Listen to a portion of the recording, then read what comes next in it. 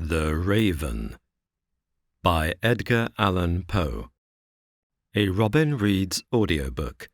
Subscribe for more audiobooks. Once upon a midnight dreary, while I pondered, weak and weary, over many a quaint and curious volume of forgotten lore, while I nodded, nearly napping, suddenly there came a tapping, as of someone gently rapping at my chamber door. "'Tis some visitor," I muttered, tapping at my chamber door. "Only this, and nothing more." Ah, distinctly I remember it was in the bleak December, and each separate dying ember wrought its ghost upon the floor. Eagerly I wished the morrow, vainly I had sought to borrow from my books surcease of sorrow, sorrow for the lost Lenore, for the rare and radiant maiden whom the angels name Lenore, nameless here for evermore. And the silken, sad, uncertain rustling of each purple curtain thrilled me, filled me with fantastic terrors never felt before, so that now, to still the beating of my heart, I stood repeating, "'Tis some visitor entreating entrance at my chamber door, some late visitor entreating entrance at my chamber door. This it is, and nothing more." Presently my soul grew stronger, hesitating then no longer. "Sir," said I, "or madam, truly your forgiveness I implore, but the fact is I was napping, and so gently you came rapping, and so faintly you came tapping at my chamber door, that I scarce was sure I heard you." Here I opened wide the door. Darkness there, and nothing more. Deep into that darkness peering, long I stood there, wondering, fearing, doubting, dreaming dreams no mortal ever dared to dream before. But the silence was unbroken, and the stillness gave no token, and the only word there spoken was the whispered word, "Lenore?" This I whispered, and an echo murmured back the word, "Lenore." Merely this, and nothing more. Back into the chamber turning, all my soul within me burning, soon again I heard a tapping, somewhat louder than before. "Surely," said I, "surely that is something at my window lattice. Let me see, then, what thereat is, and this mystery explore. Let my heart be still a moment, and this mystery explore. 'Tis the wind, and nothing more."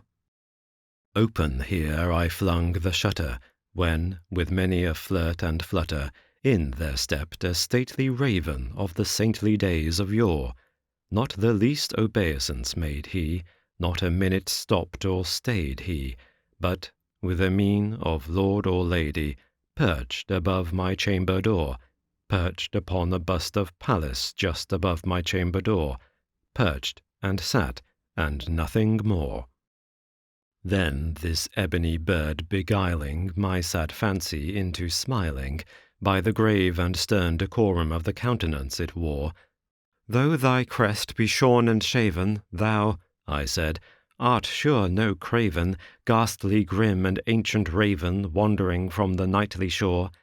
Tell me what thy lordly name is on the night's Plutonian shore." Quoth the raven, "Nevermore." Much I marvelled this ungainly fowl to hear discourse so plainly, though its answer little meaning, little relevancy bore.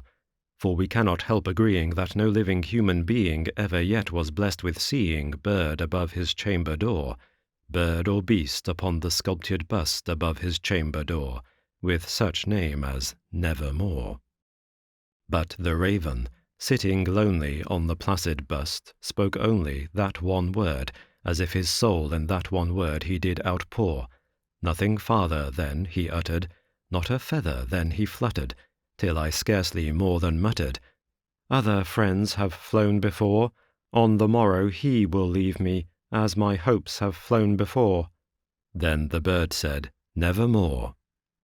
Startled at the stillness broken by reply so aptly spoken, "Doubtless," said I, What it utters is its only stock and store, caught from some unhappy master, whom unmerciful disaster followed fast and followed faster, till his songs one burden bore, till the dirges of his hope that melancholy burden bore, of never, never more.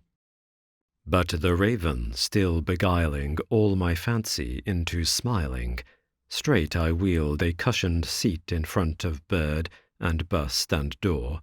Then, upon the velvet sinking, I betook myself to linking fancy unto fancy, thinking what this ominous bird of yore, what this grim, ungainly, ghastly, gaunt, and ominous bird of yore meant in croaking nevermore. This I sat engaged in guessing, but no syllable expressing to the fowl whose fiery eyes now burned into my bosom's core. This and more I sat divining, with my head at ease reclining on the cushion's velvet lining that the lamplight gloated o'er, but whose velvet violet lining with the lamplight gloating o'er she shall press, nevermore. Then, methought, the air grew denser, perfumed from an unseen censer swung by seraphim whose footfalls tinkled on the tufted floor. "Wretch," I cried, "thy God hath lent thee, by these angels he hath sent thee, respite, respite and nepenthe from thy memories of Lenore. Quaff, oh quaff this kind nepenthe, and forget this lost Lenore." Quoth the raven, "Nevermore."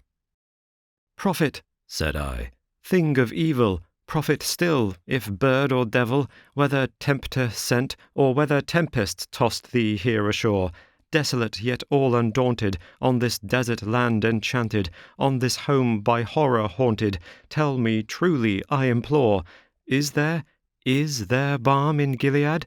Tell me, I implore." Quoth the raven, "Nevermore." "Prophet," said I, "thing of evil, prophet still, if bird or devil, by that heaven that bends above us, by that God we both adore, tell this soul with sorrow laden if, within the distant Aidenn, it shall clasp a sainted maiden whom the angels name Lenore, clasp a rare and radiant maiden whom the angels name Lenore." Quoth the raven, "Nevermore." "Be that word our sign of parting, bird or friend?" I shrieked, upstarting. "Get thee back into the tempest and the night's Plutonian shore.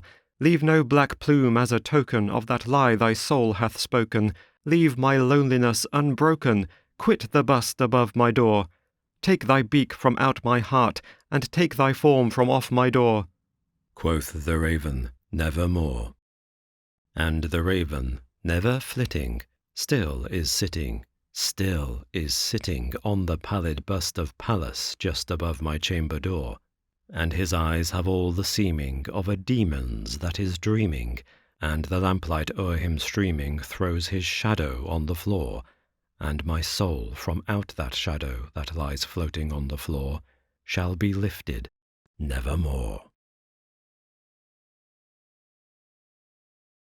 Thank you for listening to Robin Reads Audiobooks. If you enjoyed this audiobook, then please like the video, share it with your friends, subscribe if you haven't already, and click the bell notification icon to keep up to date on all future uploads. If you'd like to support the channel, then please consider giving a super thanks or becoming a channel member for exclusive emojis and early access to future audiobooks.